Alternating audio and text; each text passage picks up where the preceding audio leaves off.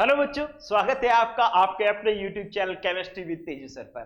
तो बच्चों 12th class chemistry का सिलेबस शुरू हो चुका है और पहला लेसन विलियन जो है वो चल रहा है, जिसका आज है तीसरा एपिसोड। फटाफट पहले दो एपिसोड देख करके बराबर आ जाए और मेरे साथ साथ चलेंगे तो सिलेबस बहुत आसानी से पूरा हो जाएगा। और पूरा सिलेबस सीखना है तो चैनल को सब्सक्राइब भी कर लो ताकि आपको जैसे वीडियो अपलोड हो आप तक पहुंच जाए। चलिए, आज के इस एपिसोड में हम जो टॉपिक पढ़ने वाले हैं वो पढ़ने वाले हैं पीपीएम, जिसकी फुल फॉर्म है पार्ट्स पर मिलियन। हिंदी में बोले तो 10 लाख में से, प्रति 10 लाख में से। ठीक है, तो अगर अपने बात शुरू करते हैं सबसे पहले पीपीएम के अर्थ से कि भैया इस पीपीएम का अर्थ क्या है। इस पीपीएम का अर्थ है 10 लाख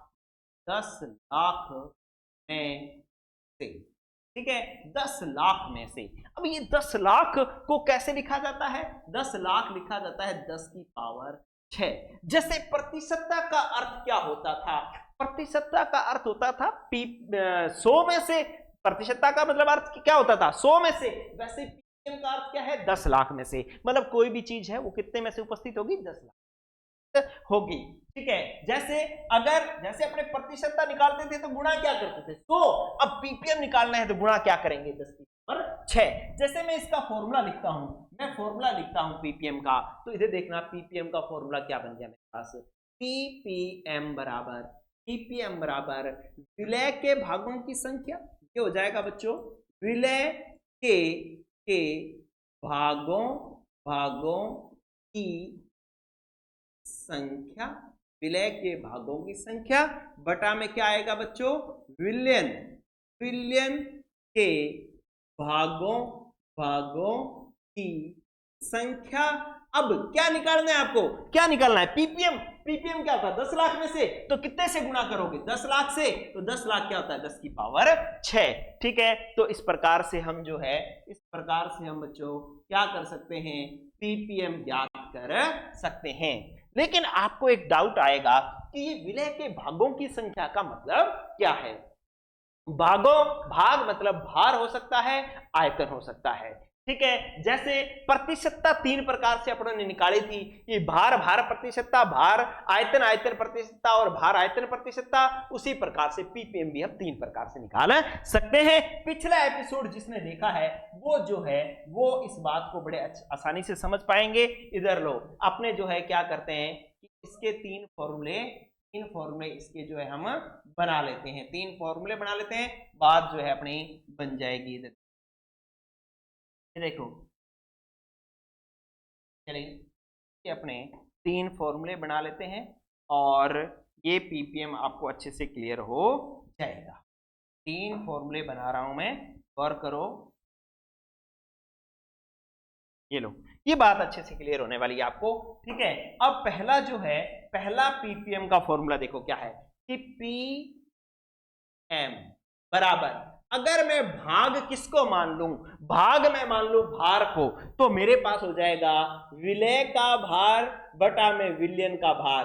अब विलयन का भार कैसे आएगा? विलय और विलय का भार जोड़ लोगे तो आपके पास विलयन का भार आ जाएगा। और पीपीएम निकालना है तो गुणा में आ जाएगा 10 की पावर 6। ठीक है, तो ये भार पीपीएम निकल गया। अब आयतन पीपीएम निकालना है। अगर आयतन पीपीएम निकालना है तो इस प्रकार से लिख सकते हैं अपने कि पीपीएम बराबर विलय का आयतन वीबी और विलयन का आयतन कैसे निकलेगा? विलय और विलायक के आयतन को जोड़ लोगे आदर्श विलयन के लिए। ठीक है, और गुणा में क्या कर दोगे? 10 की पावर 6। तो ये लो, इस प्रकार से भी आयतन आ जाएगा।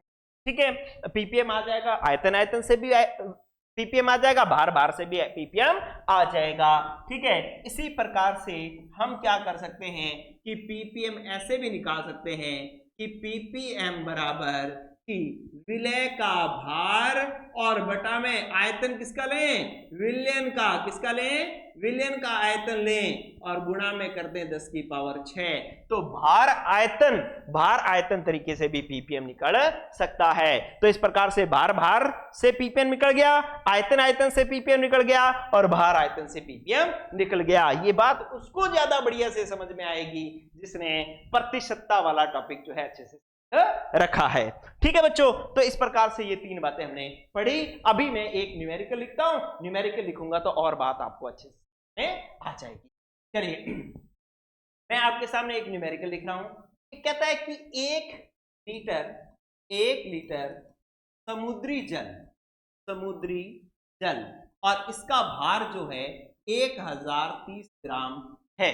ठीक है, 1 लीटर समुद्री जल में क्या घुला हुआ है भाई, 6 गुणा में 10 की पावर -3 ग्राम जो है वो O2 मतलब ऑक्सीजन उपस्थित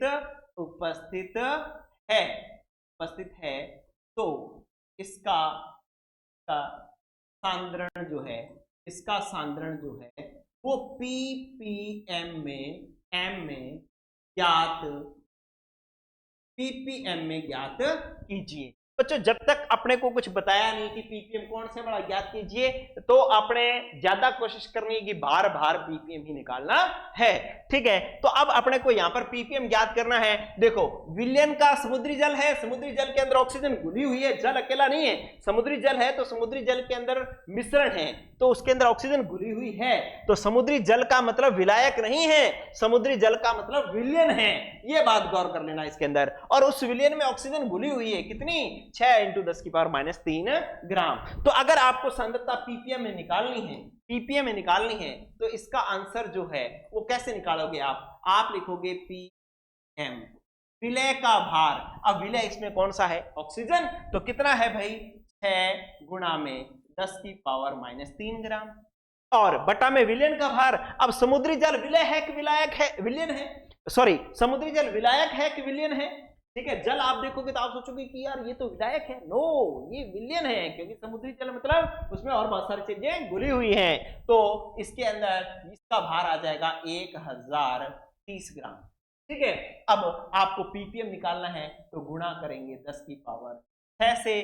ठीक है, 10 की पावर 6 से अब आप इसको सॉल्व करो तो ये आंसर आ जाएगा 5.8। ठीक है, तो इस प्रकार से ये बात एक चीज। अब ये न्यूमेरिकल कराने का मतलब क्या है, इस न्यूमेरिकल करवाने का मतलब एक बड़ा ही शानदार क्वेश्चन आपके सामने आने वाला है। देखो क्या कि 1030 ग्राम में विलयन में 6 × 10 की पावर -3 ग्राम, -3 ग्राम मतलब बहुत ही कम मात्रा में ऑक्सीजन। जब विलय बहुत कम मात्रा में विलयन में उपस्थित हो ना, तो उसकी सांद्रता हमेशा पीपीएम में निकाली जाती है। इस क्वेश्चन का मतलब ये है, इसमें हमने ये सीखा है कि यदि विलय की अति सूक्ष्म मात्रा उपस्थित हो, अति सूक्ष्म मात्रा अगर विलयन में उपस्थित हो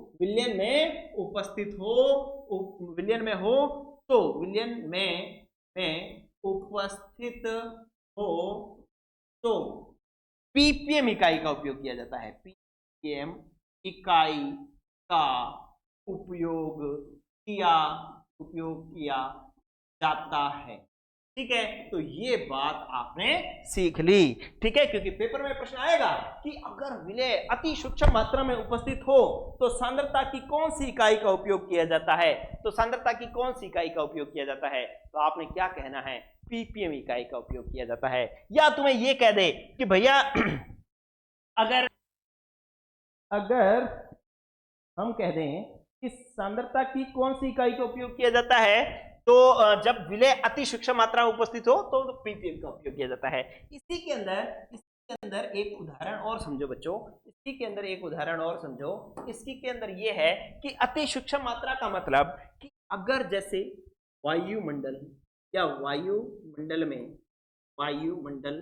में उपस्थित प्रदूषकों की सांद्रता निकालनी है, तो जो है पीपीएम इकाई का उपयोग किया जाता है कि विश्व वायु के अंदर जो प्रदूषक उपस्थित है वो अति सूक्ष्म ही है। अगर ज्यादा मात्रा में प्रदूषक होते तो हम ना होते, है ना। तो इसका मतलब है कि जो प्रदूषक है वो अति सूक्ष्म मात्रा में उपस्थित है, इसलिए जो है इसकी अगर ये सांद्रता निकालनी है तो वो पीपीएम निकलेगी।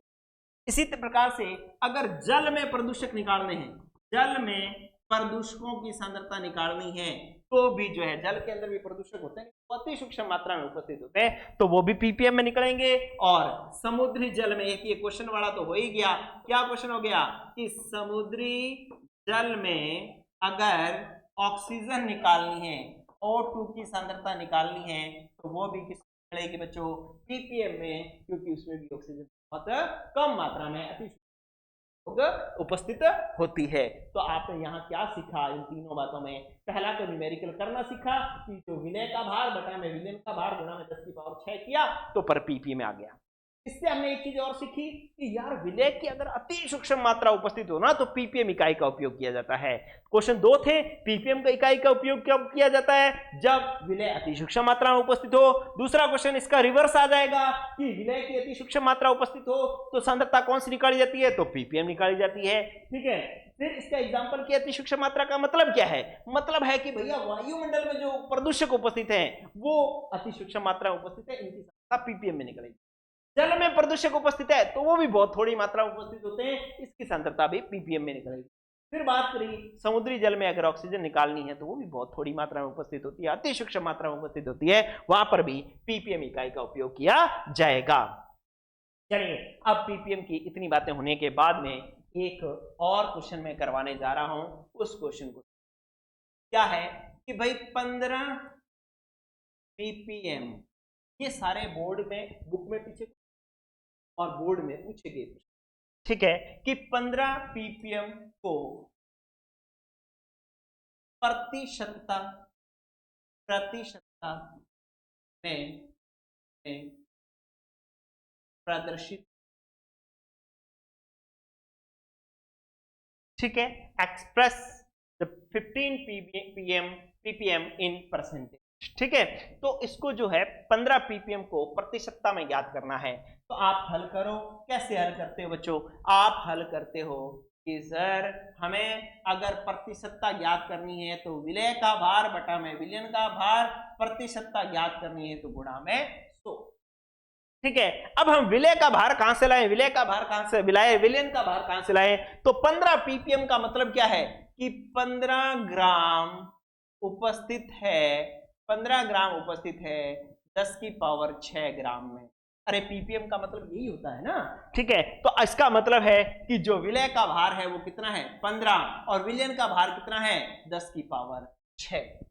ठीक है, तो आप इसको क्या करेंगे, काट लेंगे, 10 की पावर 6, 2 जीरो से 2 जीरो कटेगी तो 15 बटा में 10 की पावर आ जाएगी 4। इस 4 को ऊपर लेके जाओगे तो ये हो जाएगा 10 की पावर -4%। ठीक है, इसको अगर वैज्ञानिक संकेतन में लिखोगे तो ये 1.5 किया और गुणा में आ जाएगा 10 की पावर -% ठीक है, तो इस 15 × 10 की पावर -4 को आप 1.5 × 10 की पावर -3 भी लिख सकते हैं, क्योंकि 10 से गुणा करो 10 से भाग करो, 10 से भाग करोगे तो 15 का 1.5 बन जाएगा और 10 से गुणा करोगे तो 10 की पावर -4 किस में बदल जाएगा, 10 की पावर -3 में बदल जाएगा। तो इस प्रकार से 15 पीपीएम है, 15 पीपीएम जो है वो किस में बदल गया बच्चों, ये बदल गया प्रतिशत।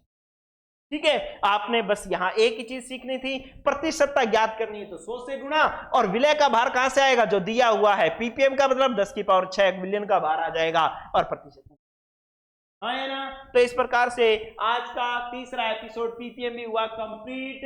लेकिन एक क्वेश्चन का आंसर आपको कमेंट में देना है, और क्वेश्चन है जी 15% को पीपीएम में बदलो, ये बदल करके और कमेंट में मुझे आंसर दे दो ताकि मुझे पता लग जाए कि भैया बात आप तक पहुंच रही है या नहीं। इस तरीके से पीपीएम भी हुआ कंप्लीट। आज के लिए इतना ही। अगले एपिसोड में जो एपिसोड नंबर 4 होगा उसमें हम सीखेंगे मोलरता, मोलैरिटी। ठीक है, तो इस क्वेश्चन का आंसर दें और वही बात यार दोस्तों तक भी भेज दो। खुद भी सब्सक्राइब कर लो, दोस्तों तक भी वीडियो जो है वो शेयर कर दो। आज के लिए इतना ही। Good luck, good bye.